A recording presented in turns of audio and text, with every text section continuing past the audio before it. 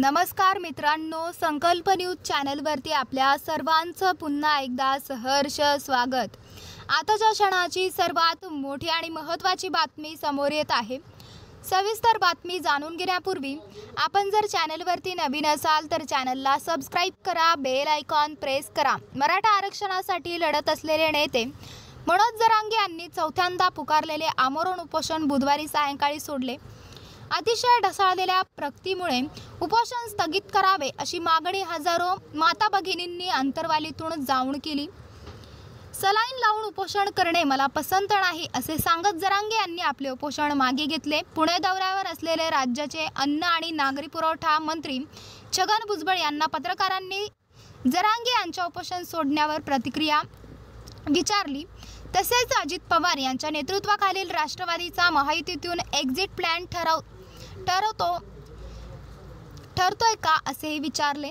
त्यावर बोलताना भुजबळ म्हणाले, जरांगे नेहमीच उपोषणाला बसतात आणि नंतर सोडतात। आता यावेळी सरकारने त्यांना नेमकं काय आश्वासन दिलं किमान मला तरी याबाबत काहीच माहिती नाही।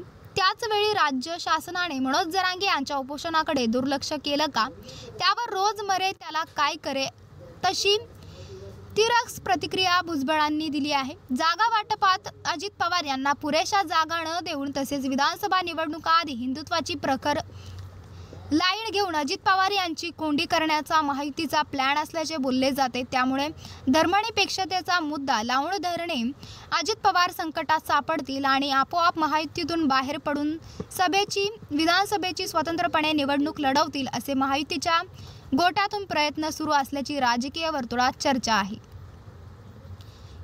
यावरतीच भुजबळ यांना प्रश्न विचारण्यात आला, मात्र या वृत्ताचे खंडन करत महायुतीमध्ये सगळे काही आलबेल असल्याचे सांगत अजित पवारांच्या नेतृत्वाखालील राष्ट्रवादीचा कोणताही एक्झिट प्लॅन नाही। या सगळ्या बातम्यांमध्ये अजिबातही तथ्य नाही। अजितदादांसह आम्ही सगळे महायुतीतच आहोत असे भुजबळ यांनी सांगितले। तर मित्रांनो, आपल्याला काय वाटतंय? आपली प्रतिक्रिया आम्हाला कमेंट बॉक्सच्या माध्यमातून नक्कीच कळवा आणि चॅनलला आणखीनही सबस्क्राइब केलं नसेल तर चॅनलला सबस्क्राइब करा, बेल आयकॉन प्रेस करा, जेणेकरून असेच नवनवीन व्हिडिओ व चालू राजकीय घडामोडी सर्वप्रथम आपल्याला या चॅनलवरती बघायला मिळतील। भेटूयात पुढच्या व्हिडिओज, तोपर्यंत धन्यवाद। जय महाराष्ट्र।